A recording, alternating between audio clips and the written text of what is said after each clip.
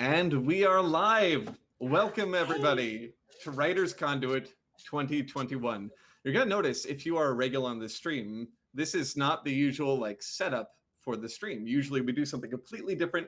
There's a lot of purple and yellow going on. There's somebody else here. So all of this is part of a convention that we are very happy to be a part of this year. It's the inaugural year of this thing a bunch of Twitch creators have come together and made happen. No huge donors, no big funding. It's just a grassroots thing. I am super happy to be able to be a part of this. Laura, it's super cool to have you on with me. I think you're the first. I am so excited to be here. I'm so excited for Writer's Conduit. I'm excited for all the things. Yes, I do have caffeine. Thanks for asking. Yeah. So. I have water. It's similar. It keeps you alive, though. Unlike caffeine. I have water all day. It's caffeine. It's caffeine time now. Yeah. Caffeine accelerates your mortality. Water makes it endure. Okay. Okay, that was probably accurate and more guilt than I needed. I didn't sign up for that here. Thanks. Well, I have to make myself feel better because I can't drink coffee anymore, so I kind of have to pad the pain of loss. Anyway, okay, we have something really fun happening here. You can probably see in the title of this stream, we've got a panel we're doing on author branding and creative platforming, kind of building that stuff up for yourself. I feel like this is one of the hardest questions creatives, authors, anyone in this sphere comes to. Eventually, it's a bridge you got to cross. Hopefully, we can help you over to the other side. But before we do get started, I want to tell you a little bit about the convention, what's going on here. There are a few other panels happening at the same time as this. You can get them or you can find them by going into chat and typing !events now. If you do that, I'll show you in chat. You'll get a link to the events that are happening right now. You can also do events next, and that'll show you the other events that are happening now. Right now, there's a chill and chat stream happening over on Steph Weaves Tales. That's another Twitch channel. There's also Crafting Engaging Characters, which is a really interesting sounding panel. I'm kind of sad that I don't get to attend it because I'm hosting this one. That's over on... We have replays for this. Replays. Yes, there's going to be VODs and replays on Twitch. So you're not going to miss everything just by being here now. But if something happens, if we disconnect or something like that, these are the streams that are happening. So Crafting Engaging Characters over on the channel Author Goddess. And then there's also a panel called Save the Cat by Scott Writes Stuff over on his channel by the same name. So you can check those out if you want to. If you want to know what's happening after this, remember, this is not just one stream. This is a convention. So after this, we're going to raid over to another channel, and that's going to be, I think, Lathan is the name of it. We'll get to that near the end of the stream. But stick around. Don't feel like this is one contained thing. There's a whole lot else going on.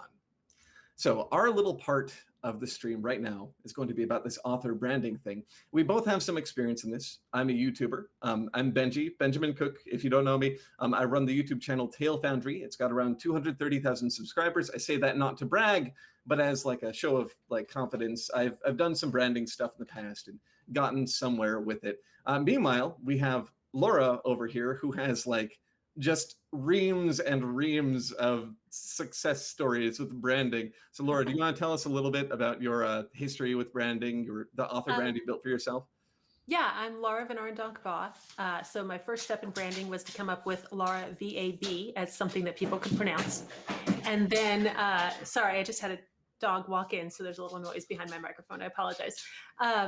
But yeah, I'm an author. I'm a hybrid author, so I do both traditional and independent publications. And so I have worked really hard to build myself a name in that field. So that's my angle on this. And you have loads of books that you've written. You're on the far end. Literal loads. I don't. It depends on how you want to count them. Do short stories count as titled? I don't know, but yeah, I have a lot of stuff out there. Well, it's all stuff that aspiring writers would see and be like, I wish, if only, So it's good stuff, and it definitely lends you a lot of credence as someone who knows what they're doing with branding. So I'm very excited to have you on here. I had no idea about any of that, by the way. I knew we met at a panel at Gen Con forever ago. And then I see you here randomly. You're on the same panel as me. And I'm like, oh, this person has everything I want. Snuck into your screen. Hi. Yeah, exactly. All right. So I think that's everything panel-wise, convention-wise. I think we're good to kick things off here. I want to start with a question pretty much everyone has something that's kind of obfuscated, probably. I mean, you said in the chat we had before the stream, by corporate speak, people are using the term synergy and stuff. What even is a brand? What does it mean to have a brand? What is that?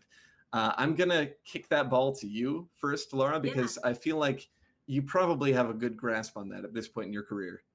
You just need to tell your audience what to expect so they know whether or not they're your audience. And that's really everything in a nutshell. Like, then we're going to build a lot on that for the next hour, but that's really what it comes down to. I need to know at a glance, when I see your YouTube channel or your website or your business card, are you writing, vampire slasher gore porn, or are you writing sweet Amish romance? Like, or are you doing, paranormal fly fishing? Like, what feel am I going to get? And that's your brand.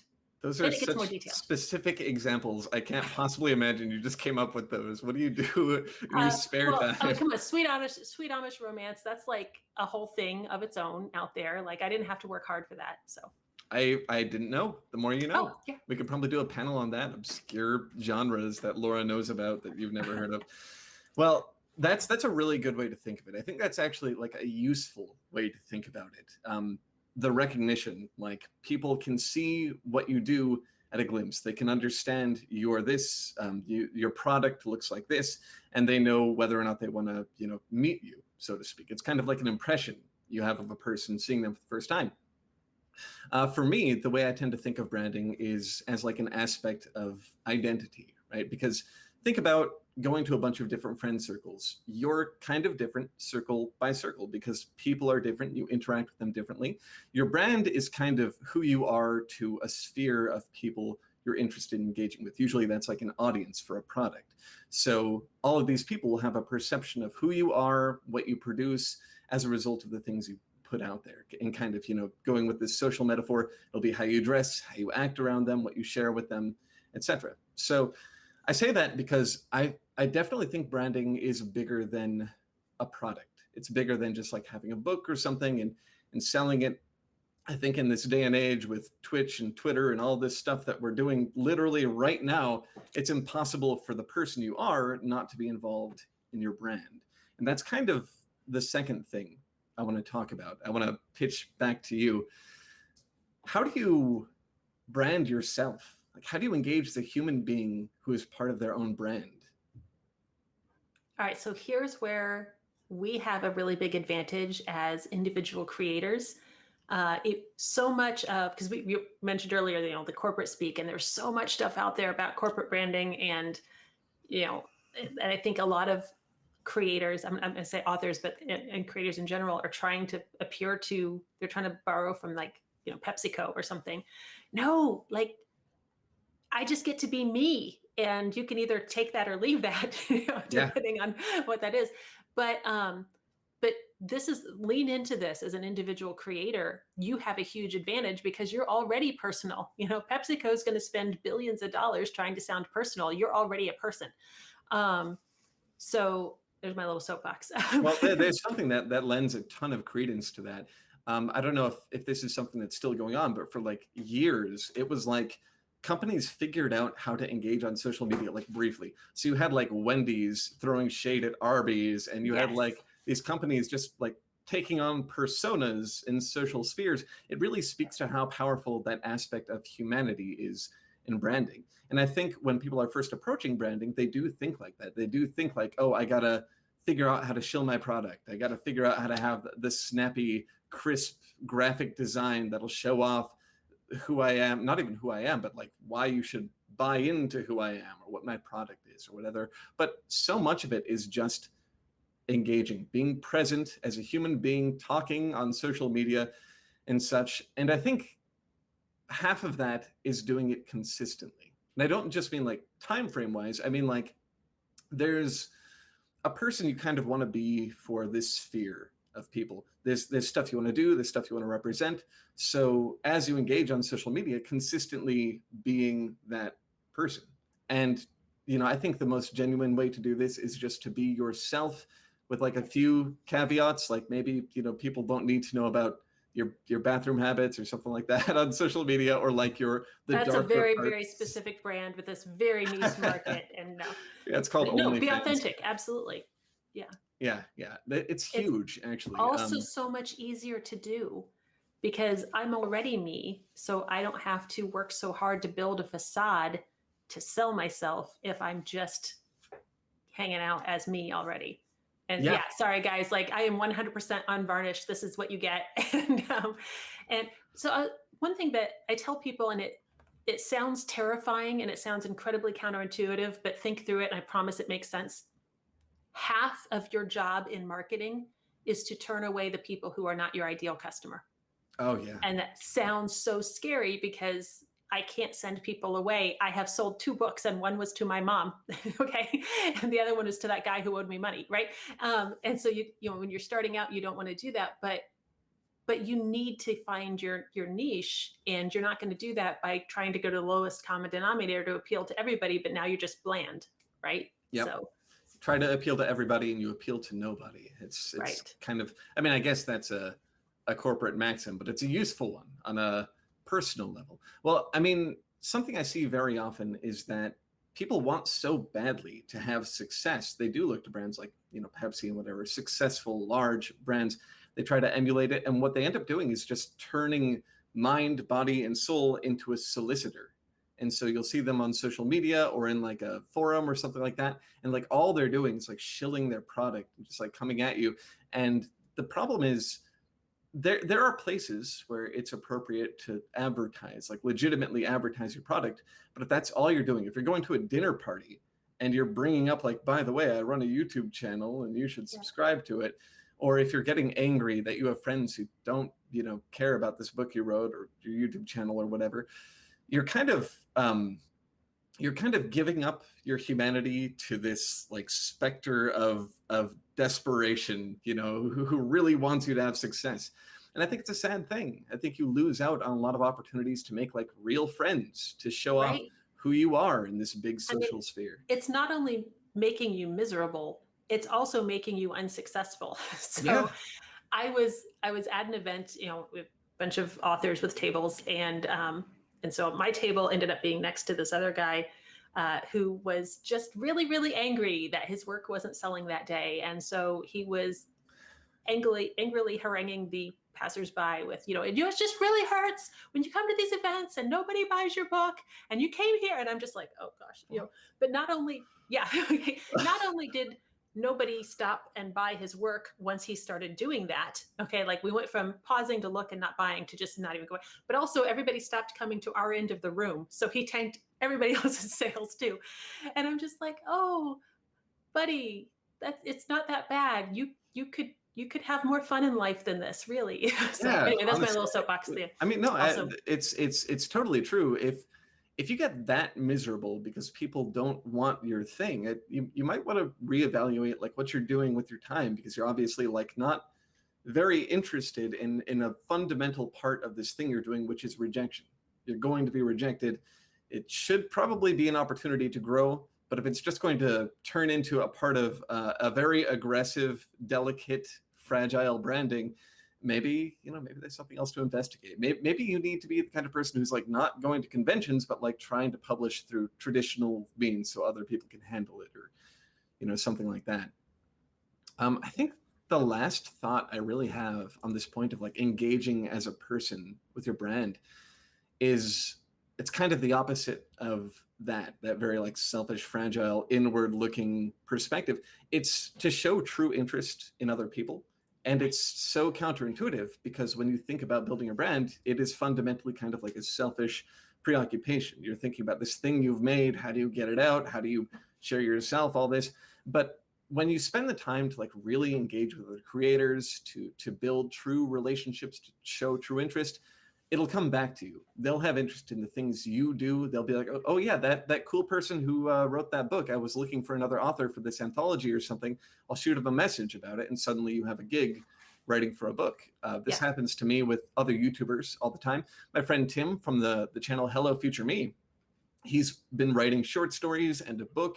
It's all very like top secret, but because we just like talked on Discord and things, I like beta read for him now and stuff. And I've appeared on like streams he's running, things like that. And keep in mind, this is a YouTuber who's got like, 4 times the success I have on the platform. So it's something. If I had come to him and been like, oh, can I please bring my brand onto your platform and be a parasite, he probably would have just not even opened the email. But because we're genuinely like friends, we get to have these exchanges and these opportunities. So it really does pay off in a way you don't expect.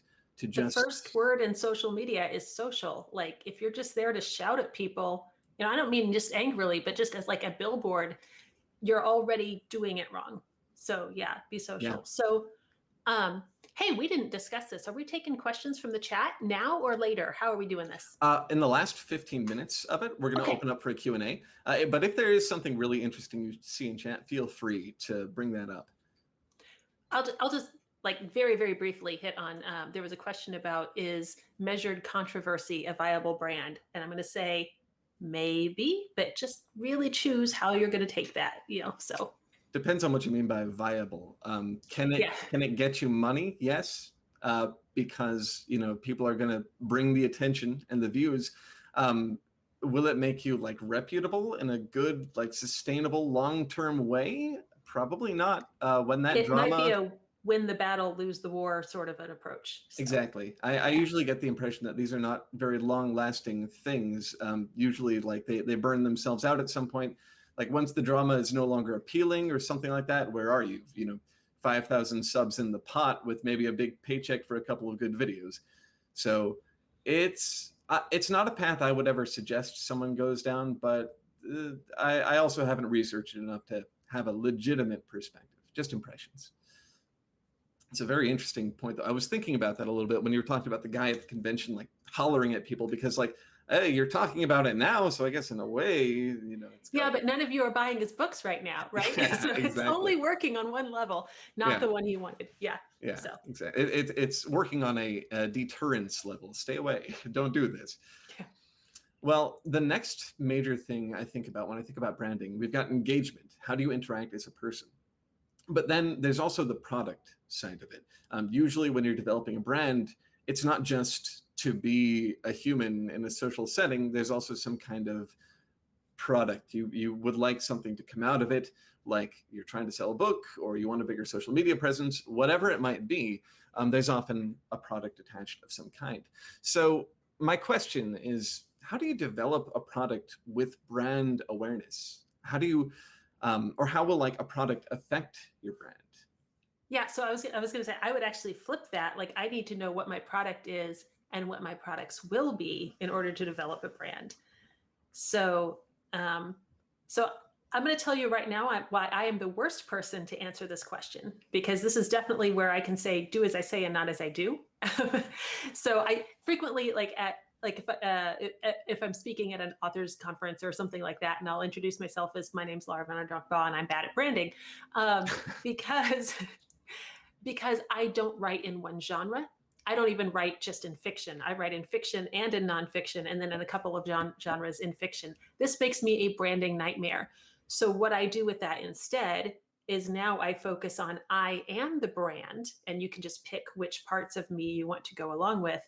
And that is so much more difficult, and I'm aware of it. And that's why I'm qualified to tell you that you should brand better than me.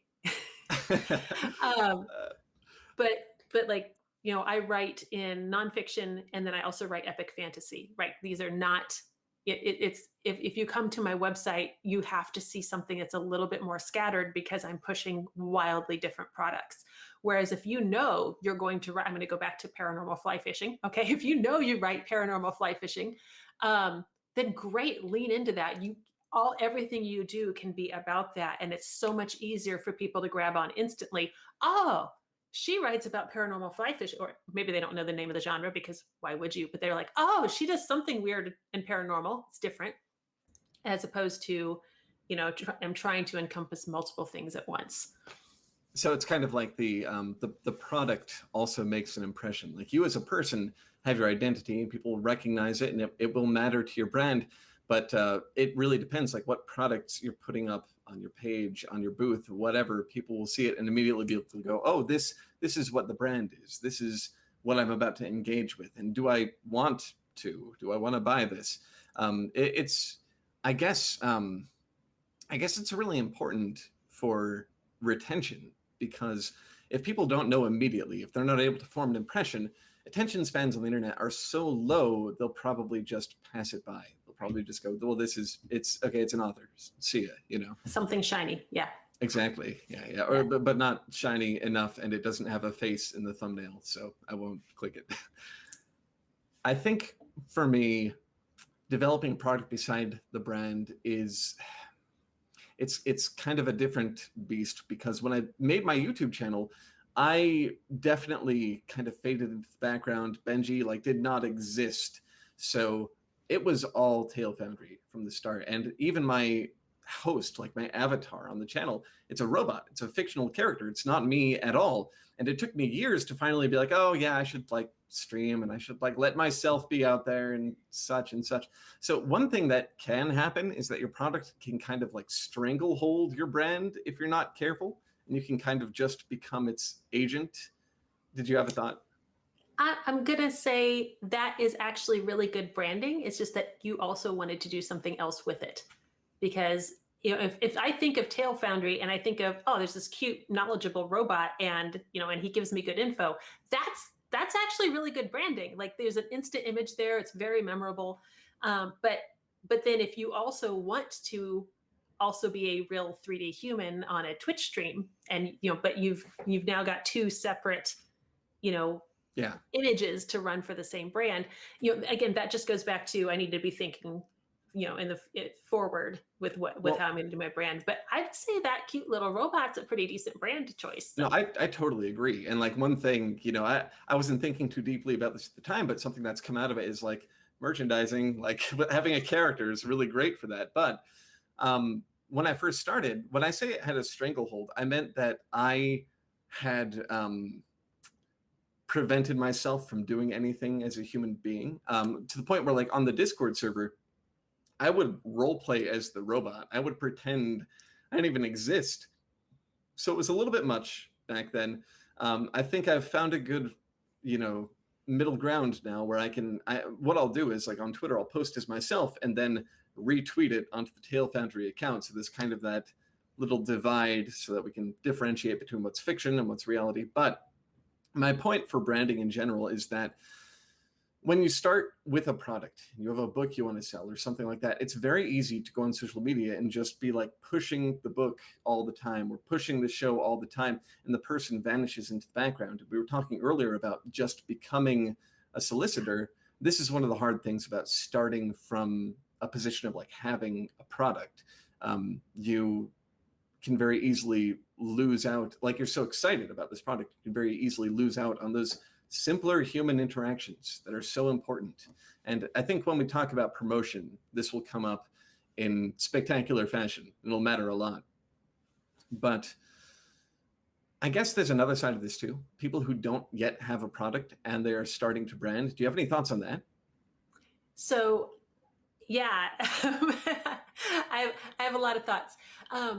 If you truly haven't nailed down where you want to go with this yet, just keep things vague. It's way better than to try to build yourself into that niche, and then suddenly you're a robot, but you really, really want it to be something else, right? So the example I give people is, if you'd like to be able to sell ovens and microwaves, maybe don't name your brand Frigidaire. And they managed to recover from that, but it was, a little tricky in the beginning, and you don't have to set yourself up for that, right? So don't be the sweet Amish romance writer if you might want to do paranormal romance later. So I don't write either of those, so I'm just making up stuff that has nothing to do with me. But yeah. Well, I mean, that's what you're saying on the stream. I'm sure you have a AO3 page full of Amish romance or something. Yes. But yeah, pigeonholing my is Amish pen name. Yeah. Pigeonholing is a very real thing that happens to a lot of YouTubers, authors, people in pretty much every field, especially if you have someone else involved in the decision-making process who really knows about marketing. They can kind of push you to create the same thing over and over again if it's successful. So you kind of create this like creative meta for yourself. But on YouTube, what we'll see is like someone will make a video about Game of Thrones or Dark Souls or something like that. And they are not like a dedicated fandom channel, but they'll make it and it'll be super successful. And they'll be like, oh, well, I'll make 3 more of these. And then they get to a point where everyone on their channel just wants those videos, and they can never make something that isn't like this derivative, IP fandom deep dive video again. So they're really locked in. It's a rough thing. And for authors, it happens, I think, mostly with like genre. I can't remember his name. There's this guy on Writing Excuses, which is an amazing podcast. Dan Wells. He was writing horror, and he had written a whole series. And somewhere in his career, he was like, I realize now everyone's just going to be expecting horror from me. So he slowly started to like scatter in different genres here and there. So while he was working on his horror that people wanted, he was also putting these other little threads out there and catching different demographics and audience members. And slowly he's been able to snowball that out into a more varied career. And it's not like he abandoned his initial fandom. He's just been able to proliferate a little bit, spread to different communities. So that's a very real thing to be aware of when you're starting up. And he did a good job of carefully seeding that in, rather than, hey, my new series is something completely different. It's like, oh, here's a short story and here's horror. And here's something that's cross-genre horror mystery and here's horror, as opposed to, Yeah, that's a really good idea once you've like started to establish yourself, so that people don't take it that like this is the one thing you're ever going to do, or get too comfortable expecting it to be the one thing. Or that's where a lot of writers will have pen names, either secret pen names like my AO3 Amish romance pen name, or open pen names like, this is the name I use to write horror. This is the name I use to write thriller. And, and it's just an open, everybody knows that you have more than one name, but it gives a way for readers to distinguish which is which. I could be wrong. I feel like Shannon McGuire was one of the ones who did that, but that might have just been the difference between a pen name and a real name. I'm not 100% sure. Yeah, I'm not recalling that, but there's quite a lot of writers who do, both traditional and independent writers. So yeah, I mean, I've seen it done even with just, my name is, I'm going to pick out, Mary J. Smith for this genre and Mary Smith for this genre. And, it's just an initial or something. It's kind of clever. It's actually not something I've run across too much. I wonder, I actually have some YouTuber friends who are, they're making secondary channels where they're like, okay, I know you're all here for this Dark Souls content. Now I'm going to take the stuff you weren't watching on the main channel, put it over here. Those of you who were on the channel enjoying this, follow me over here. We'll do this in a separate place. So, you don't have to get all the same things in your sub box. And that's a great way to do it, because you can bring along from your established audience, but you're not suddenly changing what that established audience was expecting to get. Like, hey, I tuned in and, oh, what the heck is this? Yeah, I was getting dark chocolate and this is a beat. Like, no. Yeah. One single beat. I've definitely had experiences where I followed channels like religiously for years on YouTube, and then they started adding a bunch of content that I didn't care about. My sub box was full of it, and I was just like, maybe I don't need this in my sub box. So like, as cynical as that feels to me, like abandoning a brand, it happens. It's real, Even us authors who know the pain of saying goodbye to like somebody who was a loyal fan. All right, I think we haven't talked about promotion yet, have we? We mostly talked about like developing a product with your brand.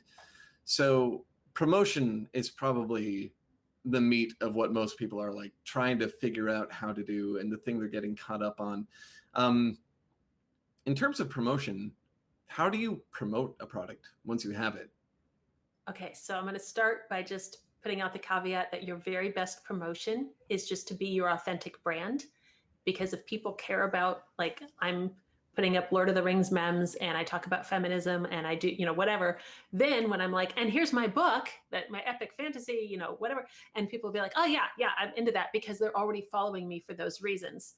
Whereas if I'm like, by the way, 9 times a day, please buy my book, there's nothing for them to hook into. Okay. Does that make sense? Like, yeah. So I think promotion, also I'm from the Midwest, so promotion naturally feels dirty, right? but it's also just so much easier to promote if you're not promoting. You're just enthusing with your audience, who are the people who are also interested in the stuff you want to enthuse about. And then you're like, by the way, here's more of this, as opposed to, please buy my book. My mom really liked it, you know? Yeah, yeah. And it's something I see a ton. Like we were talking about the solicitor thing. People will go on Twitter and they'll just post over and over again about their product, and that's all they'll do. And they'll, go to the dinner parties and talk about it, whatever. And it's not just a problem for your personal brand, how you look to people, how they'll respond to you and process you. It's a problem because it just doesn't work. If you don't have a big following and you're just shouting into the void of Twitter, like maybe someday, possibly, maybe like Neil Gaiman will see your tweet and be like, oh yeah, that's a great book, I'll retweet this tweet. But it's so unlikely that would ever happen.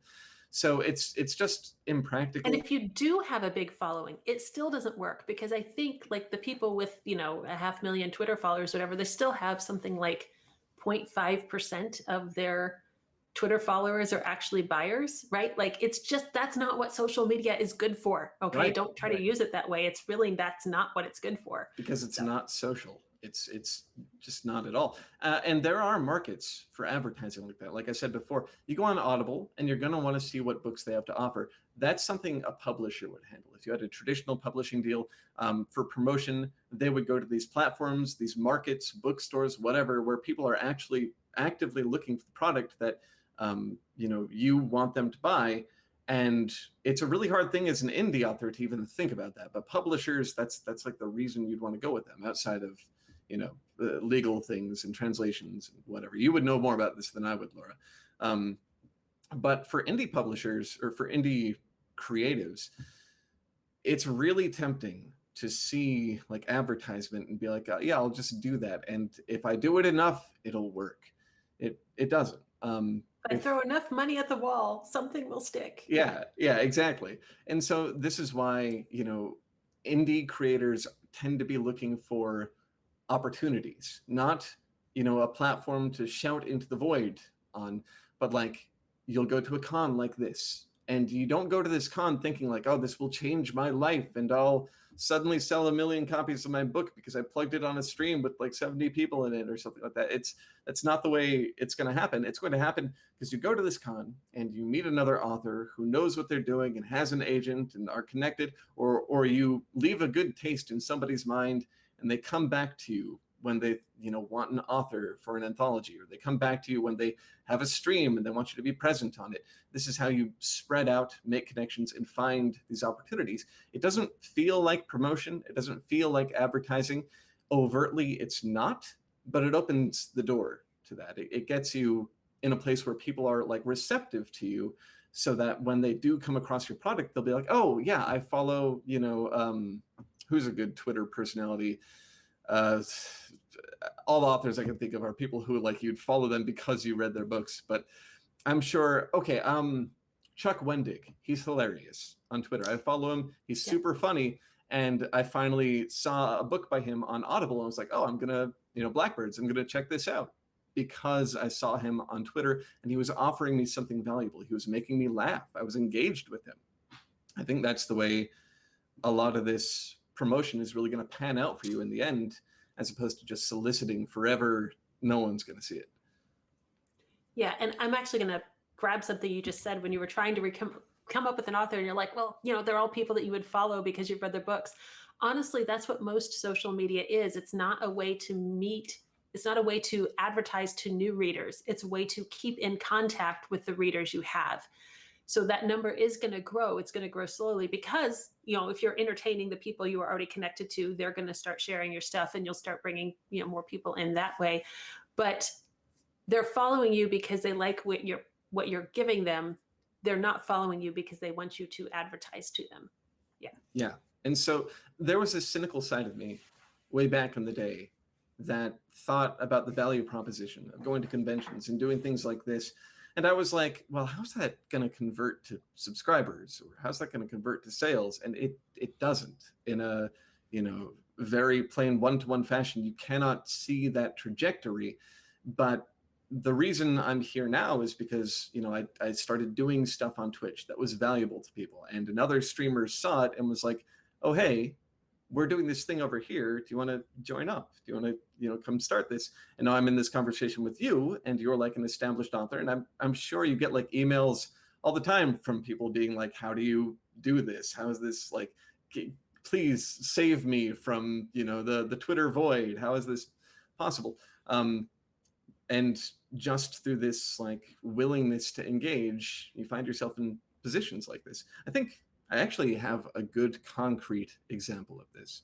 Have you ever heard of the channel Extra Credits, Laura, on YouTube? Yes. Yeah. Okay. Like, I'm not prepared for the quiz, but I know it exists. Yeah. What year was it when they first uploaded? No. Yeah.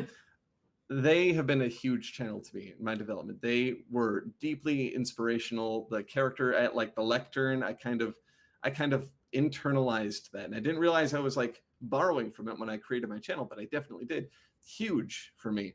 Now, smash cut to like 6 years later or something, just making my channel, engaging, I ended up in kind of like a community of creators with them, and they were looking for guest writers. So now I was able to write a script for them that's going to go on their channel. If I look back to the Benji 6 years ago that was just starting his channel, that would be like the dreamiest thing in the universe, you know? And it's crazy because I didn't go on Twitter and spam about my channel. I didn't send them an email that was like, please, oh, please notice me. I was just actively engaged, doing things I cared about, showing them to people, being a real human being in a sphere I'm interested in, you know, being a part of. And it came to this. Yeah. And so I actually did have the experience of getting headhunted for a author job, I guess. How do you say that? Somebody asked me to be in their anthology.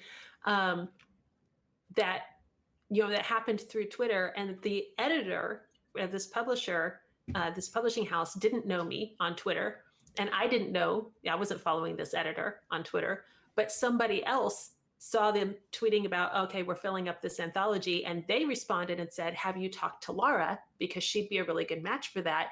And so it's all about, you know, that was just a reader who was like, hey, I want another story from her on this topic. Go hire her for this thing. Yeah. And so it's about just, you know, and again, if I'd just been like, hey, buy my book, nobody would have responded to that. Nobody would have remembered that. Nobody would have been following me to even talk about it. But because I'm like, hey, here's another fun fact about Hey and Kamakura Transition Japan, and like my very niche market of people who were into that were like, oh, that would fit really well over here, you know, right? So yeah. Well, that's, I think, one of the hardest things to digest, like right out of the gate, that you just can't like brute force your brand into being successful. And I think a lot of people really want to believe that from the start. Right. And I think there are a lot of websites that promise that like, if you follow these 12 steps, you'll be successful. But the truth... Oh my gosh, you guys, I have watched in the last 10 years, watched the landscape change and these crazy sets of expectations be set down as normal, and they are not normal. And it would be great if we could all sell 1 million copies of our first ever effort in the first week. That'd be fantastic. That's not how it works. No, and like it's terrifying, because you'll see these authors who they publish their first thing and it's like an international bestseller, and you're like, oh, that's what happens. That's it. That's not what happens. And if you try to do it, you'll be miserable probably, because... Well, like I knew someone who was an overnight success. Her overnight success came after 10 years of putting in the homework, and then it finally got traction and took off, right? Now, if you're from the other side, you're like, oh, I never heard of her, and now she's, you know, got a 6-digit deal, and like, wow. But you don't see the last 10 years, right? So yeah. Well, because her branding doesn't exactly like convey that, because that's the stuff that's like organic. It builds up over time. You can't see that in a tweet that one person spent 10 years doing this. So it's just not there. What's there is the successes, like the one successful tweet you made about some stupid meme that people circulate, and you got some followers as a result. So when you finally say, hey, I wrote a book, you know, several of them go and watch. When people finally come around and see that that book you put out is successful, they're probably not going to trawl back through your tweets. And no, I certainly don't do that. But I do find with these success stories like Patrick Rothfuss Neil Gaiman, when I really dig in and like do research on them and their biographies and things, Rothfuss was in university for like 10 years to be a chemical engineer, or not an engineer, but like a chemist. And he was writing this thing that would just never pan out on the side. And it sounds like magically he wrote his novel and it changed his life and he left that profession. Guys, 10 years like doing the novel on the side, that's not nothing, right? But I feel like that's just a general thing we come up against as creatives. But somebody for $7.99 will sell you a masterclass that'll make that happen for you. And it Yeah. will, for Yeah. sure. Yeah. For sure. It's a good notion to dispel very early on. But that's also more like the production journey side than like the branding side of things, I guess. It's still useful to know though. I guess the last real thing I want to talk about before we go over to like the Q&A, we can spend 5 minutes hashing this out. Part of branding is an intentional message. Well, not always, but it can be, especially with like a book. You were talking about pigeonholing a little bit, making sure you convey the right things to your audience so they know what to expect. How do you kind of like cultivate that message? Can you repeat the question? Sorry, yeah. How do I'm not sure I'm taking this necessarily what you're saying. Yeah, go ahead. How do you cultivate the message that your brand conveys? Like someone comes and looks at it, and there's, on the one hand, there's like genre, which is kind of a big, easy thing to be aware of, that you're writing things that all kind of line up in the same genre. But then there's stuff that's more difficult, like we'll say tone as a person can be a little more difficult to have tabs on. So how do you make sure what you're putting out there is something you want to put out there? It's kind of seems like it'd be a balancing act between being genuine and being a little controlled. Yeah, so that's a great question, and we don't have 5 minutes. Like, I don't know if I'll do my best to make 5 minutes of this. So again, I go back to, it's always easier if you're actually being authentic. Okay, so if your brand and you are in complete mismatch, then maybe get a publicist to help you with this. For me, like one of the things that you will find in any, I don't care, my fiction, my nonfiction, whatever, you will always find that people, characters, any entity has more power than they realized and more agency than they realized. Okay, so that's always going to be in there.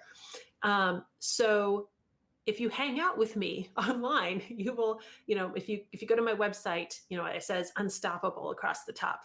If you hang out in chat rooms with me, you'll see me get fired up about things that are not right in the world and how we should fix them. And it's who I am. So it's even easy for me to do, but it also ties in, like, I don't just write epic fantasy. I write epic fantasy about people finding agency in impossible situations. So that's my specific little niche there. And it gives me something, again, that's reflecting what I'm doing online anyway. So it's a very easy package. So I don't know if that answers the question, but that's my really short version. That's great. Yeah, we got 2 minutes and then we'll start taking some questions. But I think niche is a really important thing to consider, because we talked about pigeonholing. Niche is like kind of intentionally doing that, like getting more and more specific with the qualities that you're putting out there. Like Tail Foundry is super niche. It's a super weird, particular thing. It's like you gotta be interested in having a fictional robot character talk at you about fiction inspiration. But there's a subset of dreamers out there for whom that is the jam. That is what they want. So, I think being consistent, for one, is really important. But yeah, like you were saying, also being aware of this little alcove you're carving out for yourself. And I don't think it's a matter of limitation. Now that you've talked about it a little bit, I think it's more a matter of understanding yourself, your identity, and being honest about that, not trying to constantly, be more or whatever. So something creators, it is again one of those extremely counterintuitive but very real things. Something creators understand is the more limited you are, the more you have available to you, which is crazy.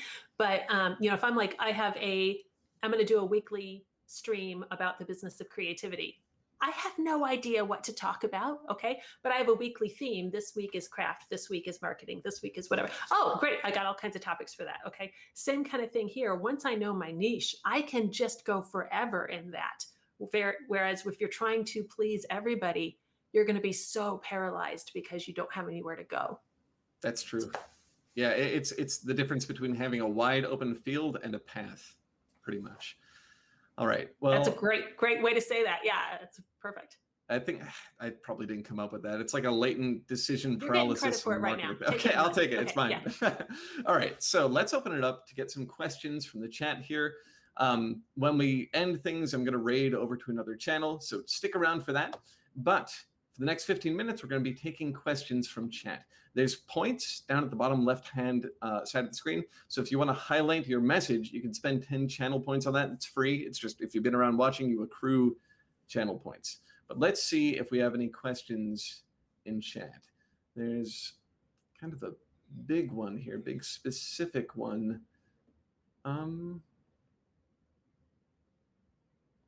Okay, this is interesting. So, question from Ink Flame Writer. I'm trying to build my brand based off what I like to do, but I also want to double down on what my audience wants to see. Do you have any thoughts on how to ask from my audience for feedback in a way that encourages conversation around brand? To clarify, I still don't know what draws my audience to me, and I'm curious. So it's kind of a tightrope walk between what you want and what your audience wants to see. Do you have any thoughts on that, Laura? Well, I really hope that what I want to do and my audience wants to see me do are that Venn diagram should be very close to a circle, because that's probably why they're my audience. Now, there obviously are different things, like, Jim Butcher has the Dresden series, which is wildly popular, and then his fantasy series, which is what he prefers to do, but everybody keeps buying the Dresden series. So, sometimes life isn't perfect. But as much as possible, the better you are branding, and representing what you want to do, the more you will draw the people who want to see that. Then you can open it up and be like, hey guys, I'm working on these 2 manuscripts. Which one do you want to see a snippet from this week?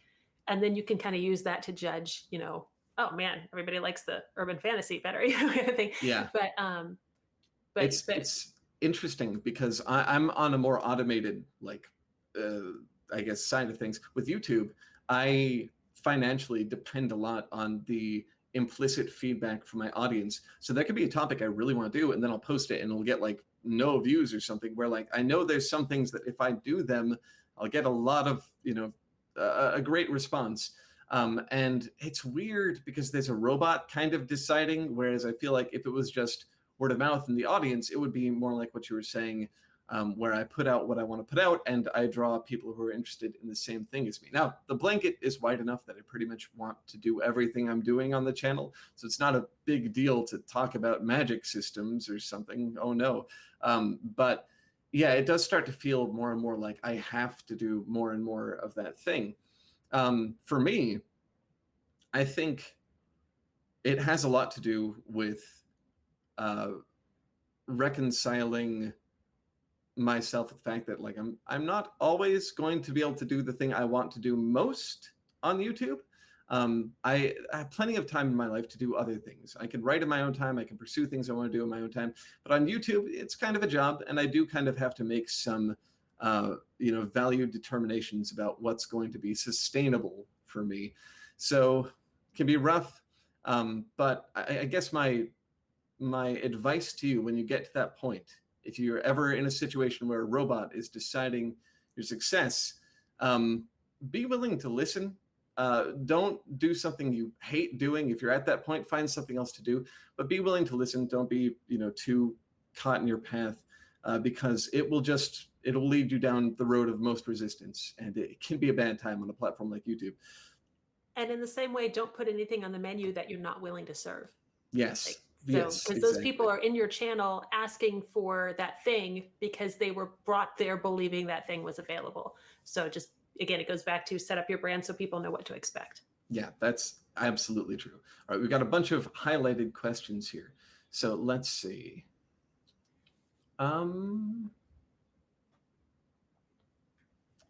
Okay. we've got one that's kind of interesting here, kind of an aside. How do you deal with people getting too into your brand? Have you ever had this, like people who are like obsessive with you in terms of fandom? It's kind of outside the area of immediate branding, but I'm just curious. I think it's an interesting question. It is. I have been fortunate enough to not have that issue in my professional life.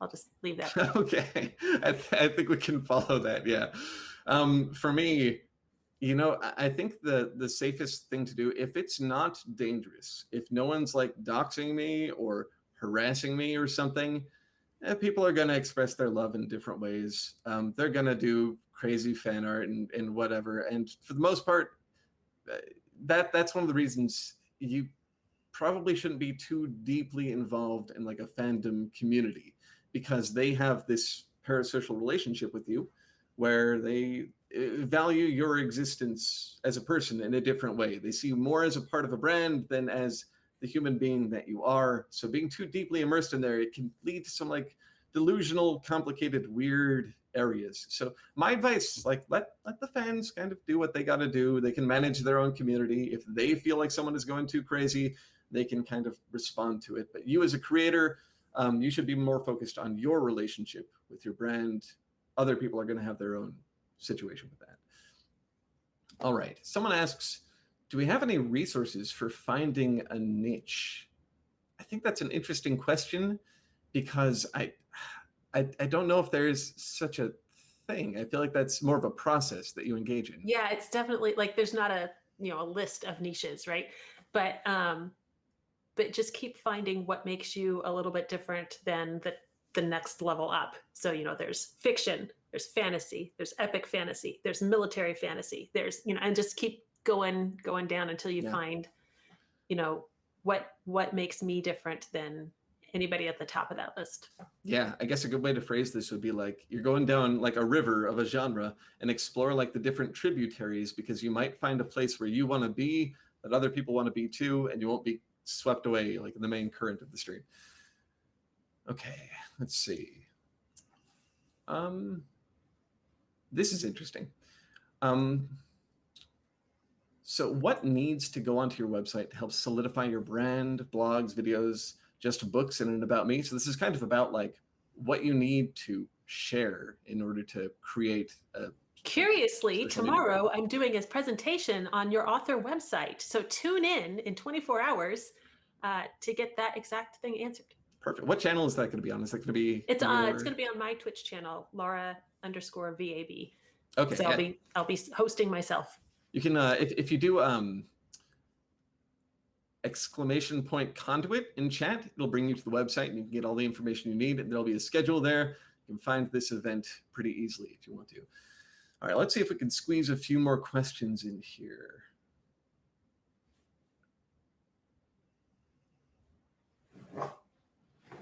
So here's a question from Look Who's Photogin about grappling with losing yourself in your brand. They want to know if either of us have dealt with this and how you protect against it.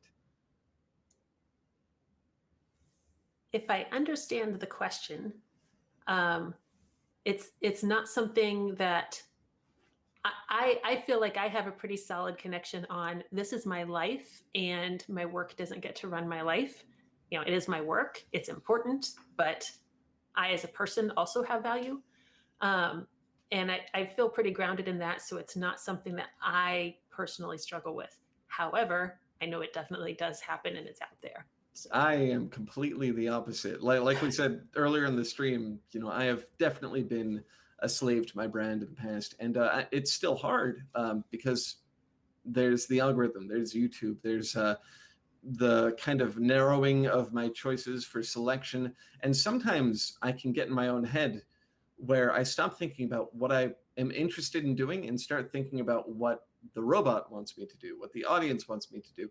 Now, to some extent, for survival, like I do have to be receptive to that stuff. If I make something and it just does not land at all, I have to kind of take that as a lesson and adapt and move forward. It doesn't mean I can't do things I want to do. It just means I need to figure out what didn't work about the other one and go back. So really, to the point of like losing yourself, I think you should always be like Laura said, putting things on the menu you're comfortable serving. You should always be, at the end of the day, catering your art to your passions. That should be the greatest order of the day. And I think there are a lot of new authors out there who get so excited about success, they kind of start thinking in objective terms, but like, what will sell? What's a hot genre? What do I have to do in terms of like a plot twist to make this exciting? And like, I think that is losing yourself to not just branding, but like, money, etc. It's a cynical reason to make art, I think. And it is really easy, like especially on YouTube, where everything is about numbers. Everything is quantified. Like if you've got that many viewers, you're getting, that's your feedback, right? Is how many viewers did this particular thing get, or how many sales did this particular story get, or whatever. And like in both of my careers, I tell people the data does not judge you. It's just a number. Okay, I can make a choice how much that number matters to me, and that's my call. Yeah. So. Yeah. Analytics are a tool for you to use. They tell you real information, but they don't tell you what to do explicitly. So, I mean, it's about problem solving and doing it in a way that is healthy for you. I mean, sometimes the problem, or sometimes the solution to the problem, is to do something else. Like if what you find is that the numbers are bearing out that you are not able to be financially stable doing this thing in the way that you want to do it, maybe stop doing it for a financial reason, get a job that is like more sustainable for you, and do this out of love and passion. And I know that might be like heartbreaking, but I think it's a way to find more joy in life. I am my first customer. If I don't like it, it's not getting done. Like so. Yeah. Yeah. And exactly. I'm sorry, I need to interrupt really quickly because a helpful dinosaur in the chat just reminded me, apparently my author website chat is today, not tomorrow. This is why I have a calendar to tell me these things, because I got too many things to remember. And that's in like an hour or two. So check that. Sorry. Okay. I've got another talk tomorrow, and I had them switched in my head. So no worries. I mean, that's the big trouble we all have. I think I used a time converter to plan all of this. I could not have done it myself. Oh, yeah.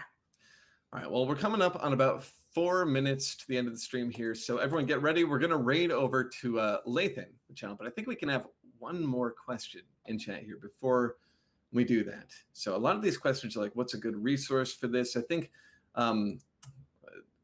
be careful, like look it up, Google it, find stuff, but be careful. It's the only advice I can offer. If I can do a totally shameless self-promo plug. Oh yeah, please. A few weeks ago, I had Margaret McGriff on my weekly stream to talk about content marketing. And if you guys just want to hop over there and watch that replay, it should be on Twitch. It's definitely on YouTube. And Margaret had fantastic, she's a marketer by day and a fiction author by night. And she had great information on content marketing, which is the best kind of marketing because it doesn't feel like marketing. So definitely check that out, because there's a reason I asked her to come and tell me this stuff. So that is actually a good resource. Yeah, a good specific resource. I was just going to say, be careful, because there are billions of lists and classes and things, and they all tell you, they're going to sell you the world, but they really can't. This is something you got to. Everybody's got a master class. Yeah. Yep. Well, we're coming up on time here. So Laura, where can people find you outside of this particular stream? Like, what's your Twitch? Do you have a YouTube or website? So lauravab.com. That's lauravictoralphabravo.com. And then from there, you can find me on Twitch, YouTube, Twitter, Facebook, things, everywhere from there. Fabulous. And I am Benji. I run the YouTube channel Tale Foundry. Google that. It'll be the first thing you see. Simple enough. There's not too much else to say other than that. We do writing streams here every week. They're like writing groups where we critique each other's fiction. So check that out too if you'd like to. I'm sure Laura also does streams on the platform as well. And I think that's it. I think that's all we've got. So let's get ready to hop over to Lathan's stream. They should be, let me make sure they're actually live, because I don't want to send you guys over to an empty room. It's okay. We'll fill time. I'll do interpretive dance. It'll be great. Thank you. This is why I chose you as my co-host. Okay. All right, we are good. So let me send you guys over. You guys have been awesome. This has been super fun. Laura, thank you so much for all the useful information. Oh, thank you. This is fun. It's great. All right, I'll see you guys over the course of the rest of the con. Have a great time. For Bye, now, everybody. Send our regards to Lathan.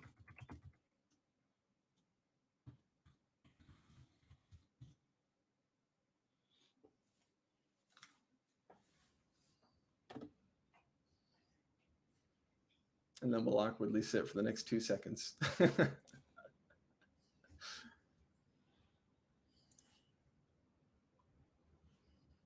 And there we go.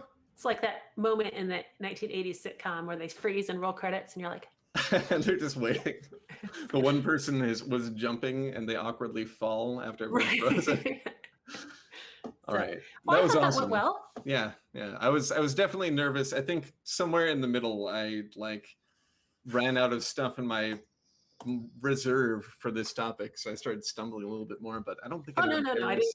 I was going to tell you that you said you don't usually have guests on, but you host very well. So yay!